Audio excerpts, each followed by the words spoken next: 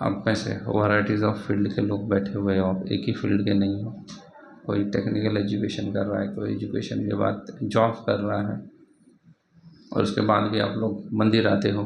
आप में से कितने लोग हैं जो डेली 16 माला जप करते हो? विदाउट फेल डेली 16 माला होता है।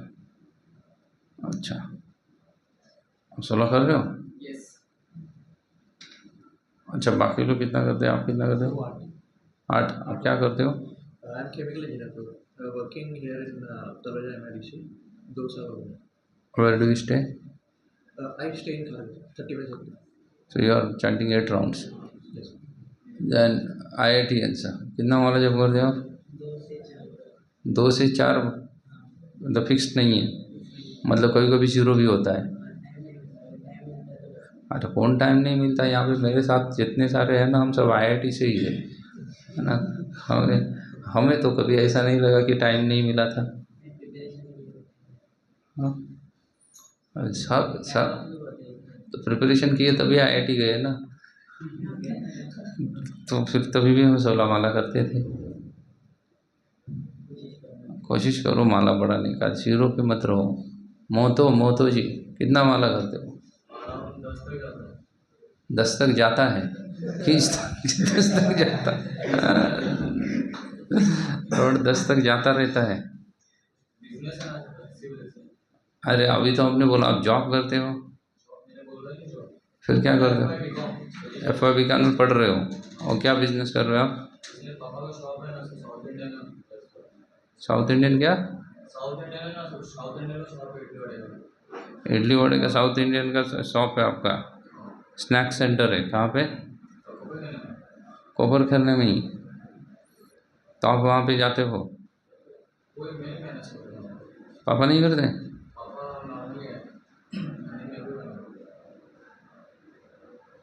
मतलब आपका भविष्य तय है।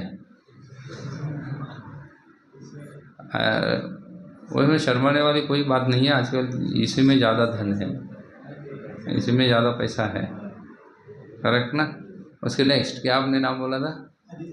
आदित्य। आप कितना माला करते हो आदित्य जी? 8 से 9, मतलब कभी कभार 0 भी हो जाता है।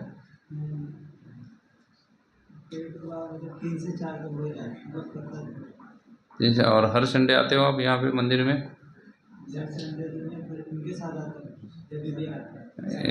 सैटरडे आते हो? और कौन सा क्लास अटेंड करते हो आके? सैटरडे कौन सा होता है? अच्छा, BBS में आते हो, यूथ वाला क्लास सैटरडे अटेंड करते हो। वो वेब से वॉइस, ऑनलाइन वॉइस से उसको अटेंड करते हो, ठीक है। आप कितना माला कर रहे हो? ये बीच में, हाँ। आप तो 16 हो, तो फिक्स्ड ऐसा कुछ है नहीं कि इससे कम नहीं होगा, ऐसा कोई फिक्स्ड अप नहीं किया, मतलब कभी 16 और कभी 0।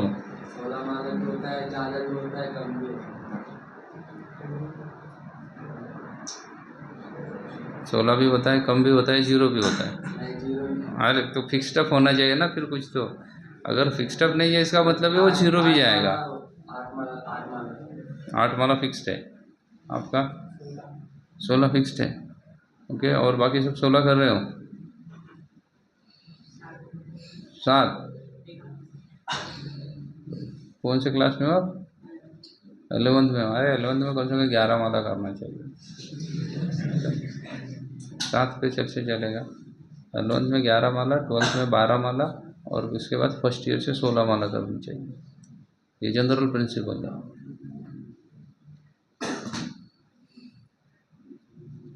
इतना तो मिनिमम होना चाहिए। आप लोग कम कर रहे हो माला, आप लोग को बढ़ानी पड़ेगी। जब तक माला नहीं बढ़ाओगे तो कैसा होगा? तो नहीं चल सकता है ना। तो माला तो क्या करनी पड़ेगी? बढ़ानी पड़ेगी। तो आज अच्छा दिन है ना? आज अच्छा दिन है। आज राधा रानी का आविर्भाव है। राधा रानी का क्या है? आविर्भाव दिवस है। राधा रानी के जन्म की कई सारी कथाएं आती हैं। उसमें से जो सबसे ज़्यादा मान्यता प्राप्त कथाएं हैं, जो उनके जन्म के बारे में बोलती हैं, वास्तव में विंध्याचल नामक पर्वत है। आप में से कितने लोग एमपी से हो? एमपी में है ना विंध्याचल?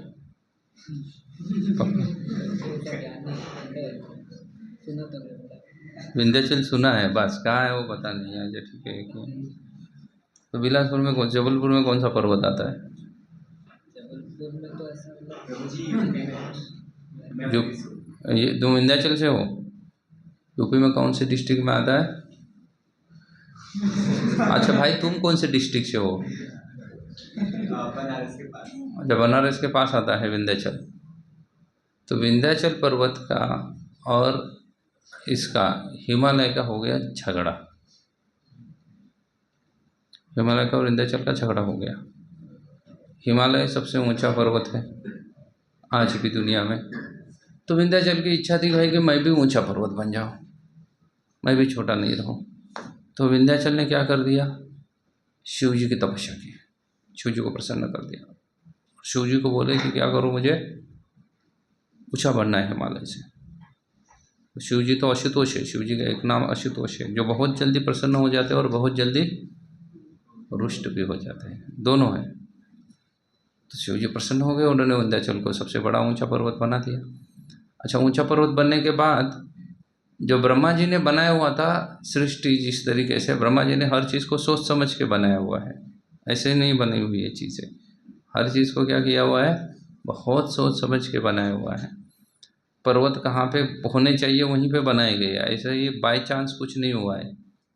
जो चांस थ्योरी है कि हर चीज़ कैसे आई, बाय चांस आई हुई है। बहुत बड़ा क्या हुआ? ब्लास्ट हो गया, और ब्लास्ट से हर चीज़ आई, वैसे नहीं आई है। तो विंध्याचल जी तो बढ़ गए, बहुत बड़े बड़े बन के इतने बढ़ गए कि ब्रह्मा जी की हुई सृष्टि में दिक्कत आने लगी। तो ब्रह्मा जी की हुई सृष्टि में जैसे ही दिक्कत आने लगी, तो फिर ब्रह्मा जी गए भाई शिव जी के पास कि क्या गड़बड़ कर दी आपने, विंध्याचल को आशीर्वाद दे दिया तुम हिमालय से बड़ा बन जाओ। तो बोले उसकी वजह से क्या हो रहा है, नीचे से अभी आप देखो हिमालय में बारिश कहाँ से पहुँचती है, कहाँ से जाती है? आप बंगाल से हवाएं ऊपर चली जाती है बादल लेकर, और वहाँ से बारिश बादल चले जाते हैं। तो बोले ऐसी कई सारी समस्याएं आ रही हैं। बोले शिव जी बोले अरे अभी तो मैंने दे दिया आशीर्वाद, अभी क्या नहीं कर सकता हूँ, मैं लेट नहीं सकता लौटा के, तो फिर क्या किया जाए? तो फिर बोले अगस्त ऋषि को मैं बोलता हूँ। अगस्त ऋषि तब हिमालय में तपस्या कर रहे थे। अगस्त ऋषि को बोले कि तुम साउथ में चले जाओ। और बोले ठीक है। बोले क्या करना है? बोले साउथ में जाके, बोले वास्तव में तुम्हें साउथ में जाने के लिए विंध्याचल क्रॉस करना पड़ेगा, विंध्याचल बहुत ऊंचा हो गया, अभी क्रॉस करने में तुम्हें दिक्कत आएगी। तो उनको सब समझा दिए, और बोले लेकिन वो तो कुछ समय के लिए नीचे आ जाएगा, लेकिन उसके बाद बोले उसके बाद तुम्हें आना ही नहीं है, उधर ही रहना है। तो शिव जी का रुद्रांश भी बोला जाता है अगस्त ऋषि को। तो अगस्त ऋषि गए विंध्याचल के पास, देखा इतना हिमालय से भी ऊंचा हो गया पहाड़। तो उसको विंध्याचल वैदिक मान्यता के अनुसार हर हर चीज़ का एक प्रीडोमिनेट डेटी होता है, एक मूल विग्रह होता है, या हर चीज़ के लिए एक इंचार्ज होता है। हर चीज़ का एक इंचार्ज होता है। जैसे ये मंदिर है, मंदिर तो इमारत है, बिल्डिंग है, बराबर है, वो तो डेड मैटर से बनी हुई है, लेकिन टेम्पल प्रेसिडेंट उसका एक इंचार्ज है। तो इसलिए वो क्या है, लाइव बन गया मंदिर। आपको मंदिर में कुछ कहना है, मतलब किसको कहना है? टेम्पल प्रेसिडेंट को बोल दो, वो लाइव हो गया है। तो वैसे ही अगर टेम्पल प्रेसिडेंट को बोलने के बाद अगर चीज़ें लाइव हो जाती है, तो वैसे ही पर्वत नदियाँ उनकी भी क्या होती है, एक प्रीडोमिनेटेड डेटी होती है, एक प्रीडोमिनेटिंग डेटी होती है। और वो प्रीडोमिनेटिंग डेटी उसको क्या करती है, कंट्रोल करती है। जैसे गंगा की भी है, हम जिसको गंगा माता कहते हैं, वो एक स्त्री स्वरूपिणी है। पृथ्वी भी है, पृथ्वी क्या है, एक स्त्री स्वरूपिणी है। हर किसी का एक प्रीडोमिनेटेड डेटी होता है। वैसे विंध्याचल का भी एक पुरुष है, विंध्य पुरुष, उस विंध्य पुरुष को उन्होंने बोला कि भाई तुम इतने बड़े बन गए हो। अगस्त्य मुनि बोले मैं अभी उस पार कैसे चला जाऊँ। वो बोले ऋषि और आपकी सेवा के लिए मैं कुछ भी कर सकता हूँ। बोले ठीक है, तुम मुझे उस पार जाने, तुम क्या हो जाओ, छोटे हो जाओ, पहले जैसे थे वैसे हो जाओ, ताकि मैं आसानी से चला जाऊँ उस पार। बोले ठीक है। और बोले तुम ऐसे ही छोटे रहे ना मैं आने तक, क्योंकि मैं फिर से आऊँगा, फिर से मुझे वो तकलीफ नहीं चाहिए, मैं फिर से तुमको आवाज़ दूँ, फिर से तुम नीचे आ जाओ, तुम्हारा हाइट कम करो, फिर मैं चल के यहाँ आ जाऊँगा। दशर बोला जैसे आपके आगे, मैं फिर से ऊपर नहीं बढ़ूंगा, आप आने तक मैं यहीं पे ऐसे ही छोटा बन के रहा देखूंगा। अगस्त्य ऋषि तो चले गए, और उसके बाद अगस्त्य ऋषि फिर से कभी हिमालय लौट के नहीं गए। तो विंध्याचल क्या हो गया, हिमालय से छोटा रह गया। हिमालय विंध्याचल को पता चल गया कि मुझे क्या कर दिया, ठग लिया गया, चूना लगा दिया अगस्त्य ऋषि ने आके। मैं अच्छा खासा बड़ा था, मुझे क्या कर दिया, छोटा करके चले गए। अब मैं बढ़ जाऊंगा तो श्राप दे देंगे, नष्ट विष्ट हो जाए तो बोले कौन उनसे पंगा ले, कौन जाके अगस्त्य ऋषि के मुँह लगे, इसलिए वो छोटे रह गए। लेकिन फिर भी उनको भी बड़ा दुख हुआ, गुस्सा आया, बोले ये हिमालय मुझसे ऊंचा है और मैं क्या रह गया, छोटा रह गया। तो दुख उनके हृदय में था। उसके कुछ समय पश्चात हिमालय के घर में पुत्री हो गई। हिमालय को कौन प्राप्त हो गई, पुत्री प्राप्त हो गई। उस पुत्री का विवाह हुआ शिव जी के साथ। तो शिव जी के साथ किसी का दामाद शिव जी बन जाए तो ये बहुत बड़ी गर्व की बात होती है। तो ऐसे हिमालय के लिए क्या हो गई, वो बहुत बड़ी गर्व की बात हो गई कि मेरा दामाद कौन है, शिव जी है करके। तो विंध्याचल को और क्या होने लगा, ईर्ष्या होने लगी। बोले ये तो पहले हाइट में भी मुझसे बड़ा है, मैं बड़ा हुआ था तो मेरे साथ क्या कर दिया, धोखा करके मुझे छोटा कर दिया गया। अभी इसकी पुत्री का विवाह किससे हो गया, शिव जी से हो गया। बड़ा दुख हुआ विंध्याचल को। तो इसलिए विंध्याचल ने क्या कर दिया, बोला मैं भी तपस्या करूंगा। और मैं तपस्या क्या करूंगा, मैं भी पुत्री ऐसी प्राप्त करूंगा जिसका विवाह किसके साथ हो जाए, विष्णु के साथ हो गया। बोले अगर ये हिमालय ने शिव जी को दामाद बनाया तो मैं किसको दामाद बनाऊंगा, विष्णु को दामाद बनाऊंगा। और विष्णु को दामाद बनाने के वैसे पुत्री चाहिए, अभी वो पुत्री कौन प्रदान करेगा, कोई दूसरा तो वर नहीं दे सकता। ऐसी ऐसी पुत्री पैदा हो जाए या लक्ष्मी पैदा हो जाए उसके घर। तो इसलिए उसने विष्णु की तपस्या की। तपस्या की उनकी, बहुत साल बीत गए। भगवान विष्णु इतने जल्दी प्रसन्न नहीं होते, लेकिन एक बार प्रसन्न हो गए तो वो कभी रुष्ट नहीं होते। शिव जी का दोनों है, प्रसन्न भी हो जाएंगे और क्या हो जाएंगे, और रुष्ट भी हो जाएंगे। भगवान कभी रुष्ट नहीं होते। फिर तो भगवान प्रकट हो गए। तो विंध्याचल ने बोला कि मुझे ऐसी पुत्री चाहिए जो क्या करे, जिसका विवाह आपसे हो जाए, क्योंकि मैं हिमालय से बड़ा ईर्ष्या करता हूँ। भगवान बोले ठीक है। तो समय बीतता गया और समय के अनुसार विंध्याचल के घर पे 9 कन्याओं ने जन्म लिया। कितनी कन्याएं जन्मी, 9 कन्याएं जन्मी उसके घर पे।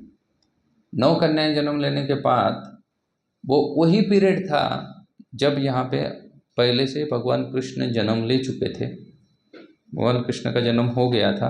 भगवान वहाँ से कहाँ पहुँच चुके थे, गोकुल पहुँच चुके थे। और गोकुल में पहुँचने के बाद ये बात कंस को भी पता चल गई थी। और कंस ने क्या कर दिया था, एक स्पेशल टास्क ऑफिसर नेम क्या किया था, उन्होंने भेज दिया था। उस ऑफिसर का टास्क क्या था, जितने भी बालक जन्म लिए पिछले 15 दिन में उनको मारना, ये उसका टास्क था। और वो कौन थी officer, she was lady Singham. वो लेडी सिंघम कौन थी, पूतना। पूतना बाल घातिनी, वो बाल घातिनी पूतना थी। तो पूतना ढूंढ रही थी पिछले 15 दिन में। पूरा उसने डेटा मंगवाया, जहाँ पे भी बर्थ रजिस्ट्रेशन होता है वहाँ से पूरा डेटा उसने टैली कर दिया। और जो भी पिछले 15 दिन में जन्म लिया उनको क्या करने लगी, वो मारने लगी। तो पता चल गया किसके घर में भी बच्ची पैदा हुई है, 9 लड़कियां पैदा हुई है विंध्याचल के घर पे। बोले उनको भी जाके मारना है। जब वो विंध्याचल के घर पे पहुंची तब वहाँ पे इन 9 कन्याओं का नामकरण संस्कार चल रहा था।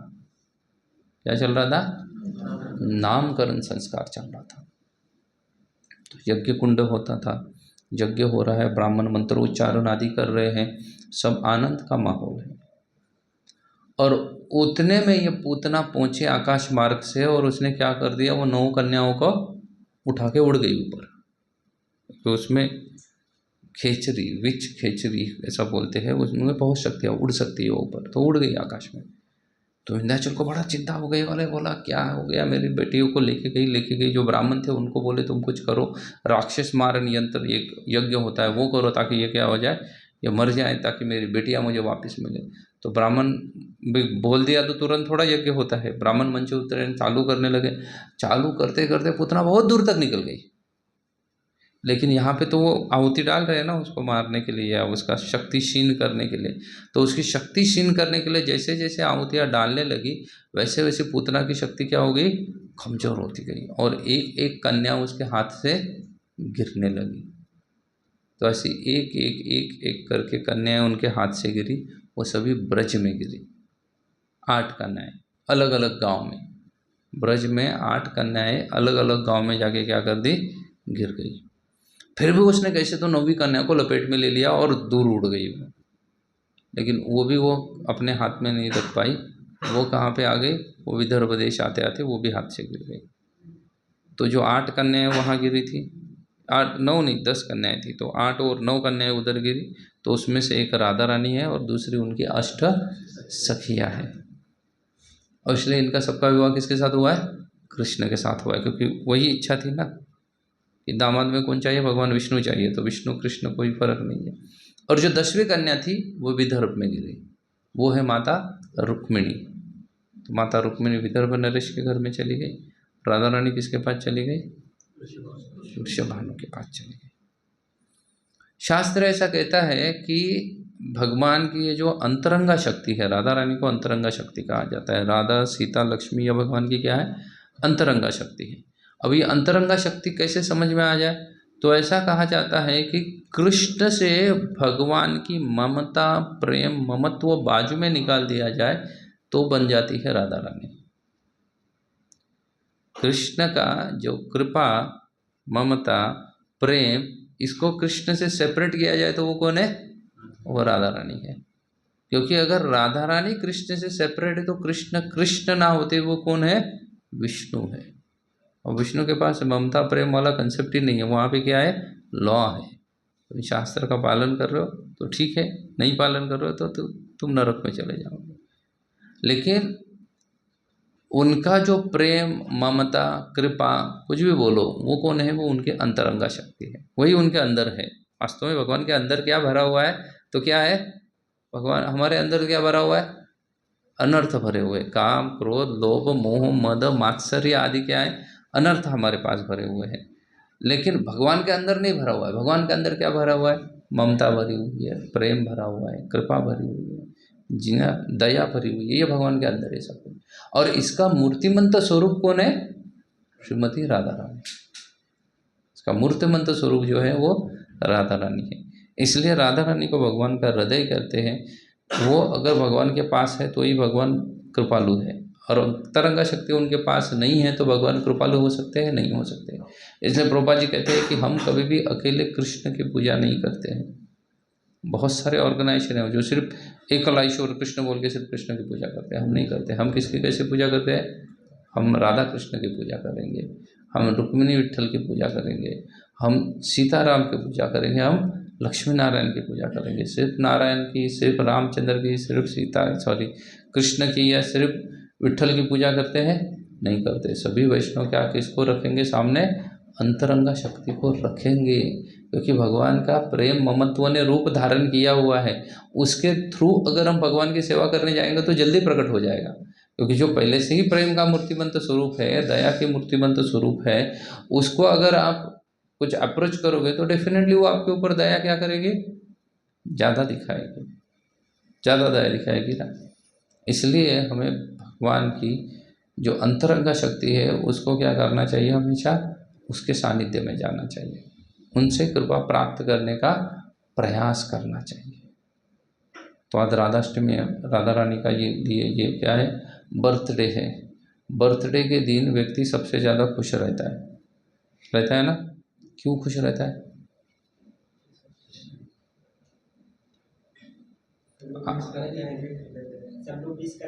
सब लोग विश करेंगे इसलिए खुश है, और सब लोग उसको गिफ्ट देंगे इसलिए भी वो खुश है। उसको विश करेंगे, उसको गिफ्ट देंगे।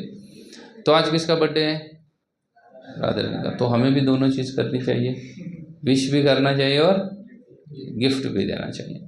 तो विश तो आपने कर दिया, गए थे सुबह मंगल आरती, कितने लोग आए थे? अच्छा खासे नंबर आए थे मंगल आरती, गुड। मंगल आरती आए थे इतने लोग, आप नहीं आए थे। और फिर इसमें कितने लोग आए थे दर्शनार्थी में? दर्शनार्थी में सब लोग आए थे, गुड।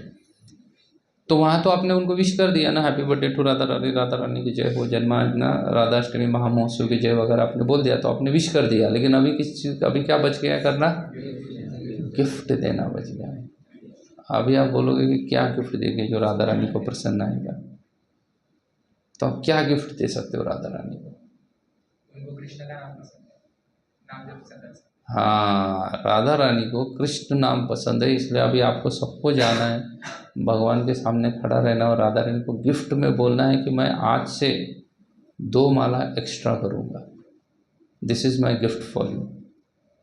राधा रानी बड़ी प्रसन्न हो जाएंगी। क्या गिफ्ट देना है उनको जाके? 2 माला एक्स्ट्रा करने का मतलब, अगर आप 8 कर रहे हो तो 10 करो, 4 कर रहे हो तो 6 करो, 16 कर रहे हो तो 18 करो, 12 कर रहे हो तो 14 माला करो। ज़्यादा महंगा गिफ्ट है क्या? पैसे के हिसाब से बिल्कुल महंगा गिफ्ट नहीं है, लेकिन बहुत महंगा गिफ्ट है। 2 माला बढ़ाना उतना आसान भी नहीं है, लेकिन आसान है। अगर आप भगवान के लिए करोगे तो फिर भगवान प्रसन्न हो जाएंगे। कुछ गिफ्ट करके उनको करोगे राधा रानी को, तो डेफिनेटली वो क्या हो जाएगी आपके ऊपर प्रसन्न हो जाएगी, और फिर आपकी सभी इच्छाएं पूरी करेगी, आध्यात्मिक इच्छाएं। इसलिए आप अभी जाओ और सब लोग क्या करो, कितने लोग करेंगे 2 माला आज से शुरू एक्स्ट्रा? 4 वाले 8 पे जाएंगे, सॉरी 6 पे, 6 वाले 8, 8 से 10, 10 से 12, 12 से 14, 14 वाले 16 करेंगे। कितने लोग करेंगे? पक्का? तो चलो हाथ जोड़ो सब लोग,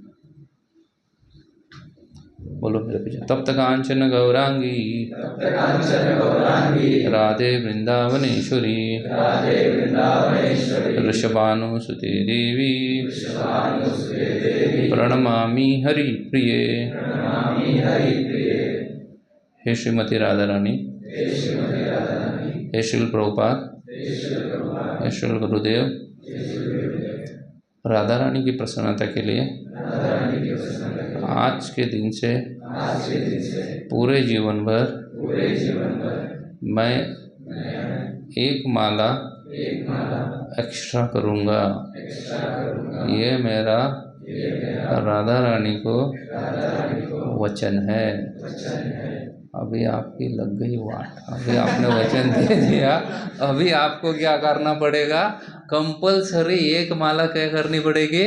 एक्स्ट्रा करनी पड़ेगी। यू प्रॉमिस्ड, आपने गुरु ना उसके साथ साथ संस्थापकाचार्य को साक्षी रखते हुए क्या किया है? संकल्प किया है। कितना माला बढ़ाने का? मिनिमम 1 राउंड बढ़ाने का। होगा सबसे? होगा ना? पक्का? कल से छोड़ मत देना आना, बोलोगे यार ये मंदिर वाले कुछ भी क्या करते हैं, बड़ा उलझन में डाल देते हैं। तो आप 1 माला माता के लिए, राधा रानी के लिए अगर एक्स्ट्रा करोगे ना, बहुत प्रसन्न होगी आपसे, बहुत प्रसन्न हो जाएगी। इसलिए आप आज से अगर आप 4 कर रहे हो तो अगले राधाष्टमी तक कंटिन्यूसली 5 माला जप करना, 1 माला बढ़ाना। 8 कर रहे हो तो क्या करना? 9 माला करना है, या 10 करो, चलो 2 बढ़ा दिया तो 10 करो। संकल्प तो 1 का है, लेकिन 2 बढ़ा दोगे तो क्या हो जाएगा? बहुत अच्छा हो जाएगा। प्रभुपाद जी प्रसन्न हो जाएंगे, गुरुदेव प्रसन्न हो जाएंगे, और उनके संग संग कौन प्रसन्न हो जाएंगे? राधा रानी आपसे प्रसन्न हो जाएंगे। हरे कृष्णा। सो कोई प्रश्न है? Yes bro. तो जब अगस्त्य ऋषि ने बोला कि आप छोटे हो जाओ, तो उनके पास वो शक्ति थी कि वो छोटे? हाँ, पूर्व काल में पर्वतों के पास ये शक्ति हुआ सकती थी कि वो अपना साइज को बढ़ा सकते हैं या घटा भी सकते हैं, वो शक्ति हुआ करती थी उनके पास। तो फिर से मतलब हाइट बढ़ा नहीं सकते थे? बढ़ा सकते हैं, लेकिन आदित्य श्री ने कहा है ना कि मैं आने तक ऐसा ही रहूँ करके, मैं लौट के आने के बाद ही तुम्हें बढ़ना है। देख रहे हो रहा अगस्त्य को लौट के आने की, अगस्त्य तो वहाँ से स्वर्ग में या ना कहीं चले गए, भौतिक संसार के परे भी जा गए होंगे, तो वो वैसे ही है। ठीक है, बोलो। गुरुजी जब कंस ने बोला कि आप, तो वो खाली ब्रज में मारने वाले थे ना बच्चों को? नहीं नहीं, ब्रज नहीं, वो पूरा सब जगह घूमती थी। पूरे वर्ल्ड में? मतलब क्योंकि विंध्य तो एमपी में आ गया, तो उनको ब्रज वाले लोगों को ही मारना था ना। नहीं नहीं, वो सब जगह घूमती थी, ब्रज के में ही नहीं, सब जगह, ब्रज के आजू बाजू में भी जितने सारे गांव हैं वहाँ सब जगह घूमती थी। उसने एक एरिया दिया था, मतलब कंस ने क्या है कि भाई 15 दिन में लोग चल के कहाँ तक जा सकते हैं। अगर कोई जन्म लेता है बच्चा, यहाँ से वहाँ शिफ्ट हो जाता है, तो तब तो ज़्यादा तो बैलगाड़ी या पैदल जाते थे, तो कहाँ तक जा सकते हैं वो सब एरिया उसको बोला छानो और मारो वहाँ पे। तो बहुत बालकों को मारा पुतना ने कृष्ण के पास आने के पहले। ऐसा नहीं है कि वो एकदम किसी को मारा नहीं था कि या सिर्फ ऐसा बोला गया है, नहीं, उन्होंने बहुत बालकों को मारा था उसने। Yes bro. साइज बढ़ा सकते थे तो तब क्यों? साइंस साइज पर्वत अपनी मतलब खुद की साइज बढ़ा सकता था। नहीं बड़ा, मतलब वो ऐसे नहीं बढ़ा सकते, वो शिव जी का आशीर्वाद के बाद ही उनको वो ताकत आई कि वो अपनी साइज को बढ़ा सकते हैं या छोटा कर सकते हैं। उसके पूर्व में वैसी शक्ति नहीं थी। वो शिव जी के आशीर्वाद से विंध्याचल को वो शक्ति मिली। पूर्व काल में पर्वतों के पास अलग अलग चीज़ें होती थी, पर्वत हवा में उड़ते थे, लेकिन वो सतयुग में उनका उड़ना बंद कर दिया इंद्र ने, उनके सबके पंख क्या कर दिया, छाड़ दिया, काट दिया। खाली एक जन बचा, वो भाग के चला गया, समुद्र में घुस गया, और वो अभी भी है, उसका नाम है मैनाक पर्वत, आज भी समुद्र में है।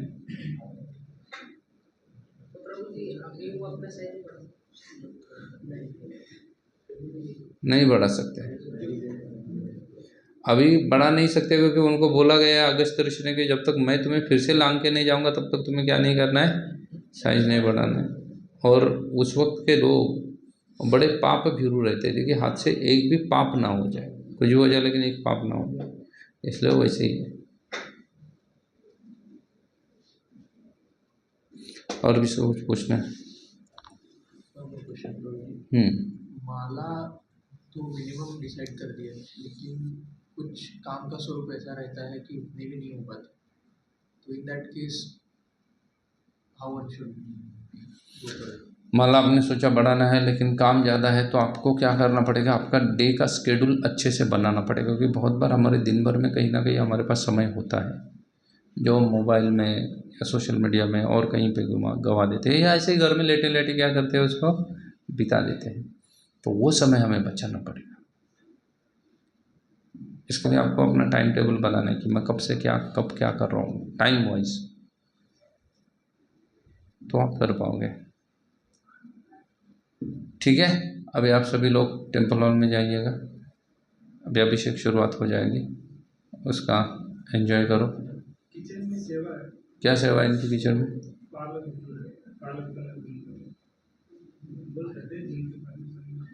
इसने पंचोदोप क्यों नहीं बोला?